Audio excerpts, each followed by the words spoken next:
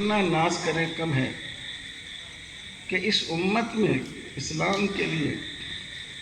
سب سے پہلے ایک عورت کا خون بہا ہے، اس نے اپنا لہو بہایا ہے۔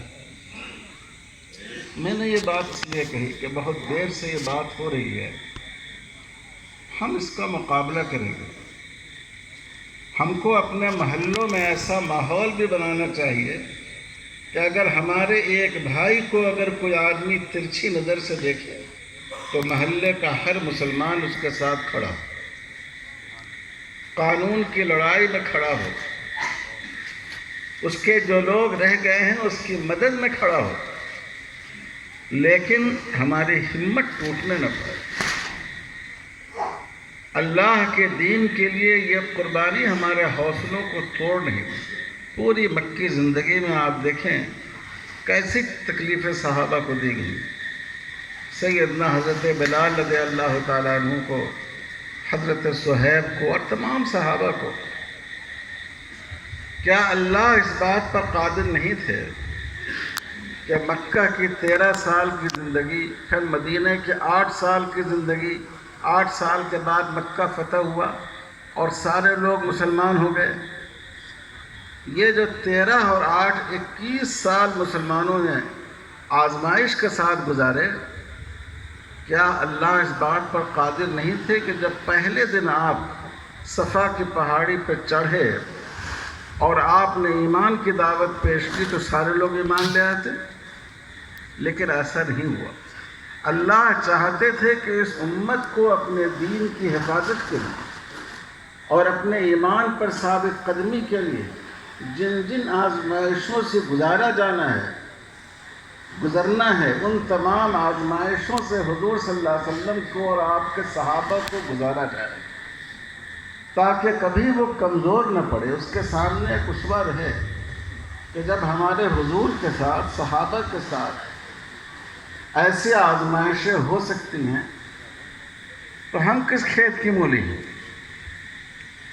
اس لیے میرے بھائیوں، سب سے زیادہ ضرورت ہے اپنے دلوں کو مضبوط کرنے کی۔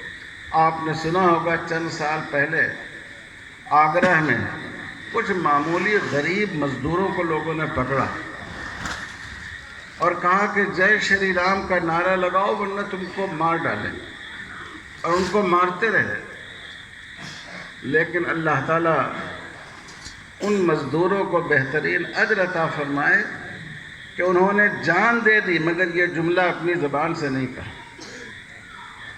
تمام کوششوں کے ساتھ ساتھ ہمیں مسلمانوں کو یہ سمجھانا ہے کہ یہ دین قربانیوں کا دین ہے۔ اس دین میں آزمائشوں سے گزرنا ہے، کانٹوں کے بستر سے گزرنا ہے، صرف پھولوں کے سیٹ سے نہیں۔ اگر ہم نے لوگوں میں یہ جذبہ پیدا نہیں کیا تو ہم آنے والی نسلوں کے دین و ایمان کی حفاظت نہیں کر سکیں۔ اب اس کے ساتھ ہم جو کچھ کوشش کر سکتے ہیں ہمیں کرنی چاہیے، ہمیں ایسے لوگوں کی مدد کرنی چاہیے۔ میں درخواست کرتا ہوں عارف مسعود صاحب سے کہ ایسے مسائل کے لیے ایک ایسا لیگل سیل بنائیں یہاں پورے مدھیہ پردیش کے لیے، دیہاتوں میں، اضلاع میں بہت سے لوگ اپنا کیس لڑنے کی صلاحیت نہیں رکھتے، شعور بھی نہیں رکھتے، اور خاص طور پر اس کا نشانہ زیادہ تر غریب لوگ بنتے ہیں، موٹر نشی لوگ نہیں بنتے۔ تو ایسا ایک لیگل سیل ہو ہمارا کہ ہم قانونی لڑائی لڑیں ایسے لوگوں کے لیے۔ لوگوں کو معلوم ہو، کسی گاؤں میں کوئی چھوٹا سا واقعہ ہو، وہ اس تنظیم کو، اس انجمن کو، اس لیگل سیل کو وہ اطلاع کرے اور یہاں کے لوگ انصاف کی لڑائی لڑنے کے لیے کھڑے ہو جائیں۔ ہم کو دستور کی روشنی میں، قانون کی روشنی میں لڑنا چاہیے۔ ہوتا یہ ہے کہ ایک کیس کیا گیا اور ہمارا عدالتی نظام ایسا ہوتا ہے کہ مدت گزر جاتی ہے، چھوٹے چھوٹے کیس کے فیصلے میں 2-4 پیشیاں ہوئیں، سیشن کورٹ سے ہائی کورٹ میں پہنچے، اب اس کے بعد لوگوں کی ہمت ٹوٹ جاتی ہے، نہیں اس معاملے کو یہ ادارہ آخری انجام تک پہنچائے۔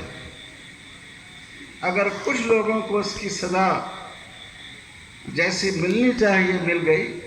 معاشرے پر اس کا بہت اثر پڑے گا، تو ہمیں ان کی مدد کرنی چاہیے۔ اور میرے بھائیوں اور بزرگوں، ہماری قوم کو یہ احساس ہونا چاہیے کہ ہم میں سے کوئی آدمی اگر آزمائش سے دوچار ہوا، یہاں تک کہ خدا نخواستہ اس کی جان چلی گئی،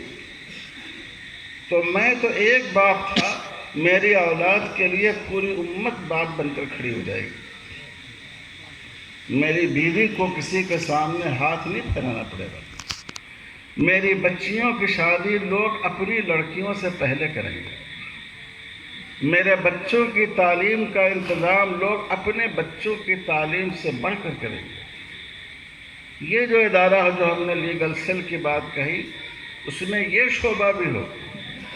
کہ اگر کوئی آدمی ایسے حادثے سے دوچار ہو تو وہ مطمئن ہو کہ ہو سکتا ہے اپنی ملت کے لیے، اپنے دین کے لیے ہماری جان چلی جائے،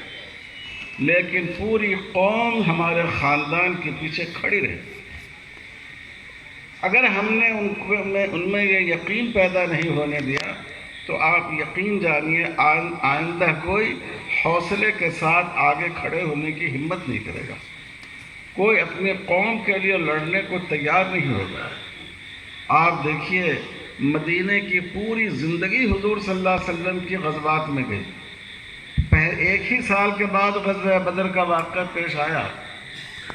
اور آخر تک یہ سلسلہ چلتا رہا،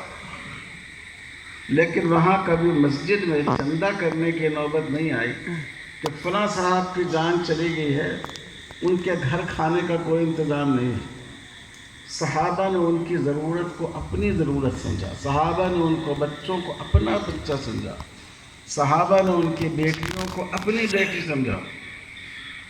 تو میرے بھائیوں اور بزرگوں، اس مسئلے کو اس ملک میں جو صورتحال ہے، اصل میں فساد کبھی پیدا ہوتا ہے اخلاقی بگاڑ کی وجہ سے۔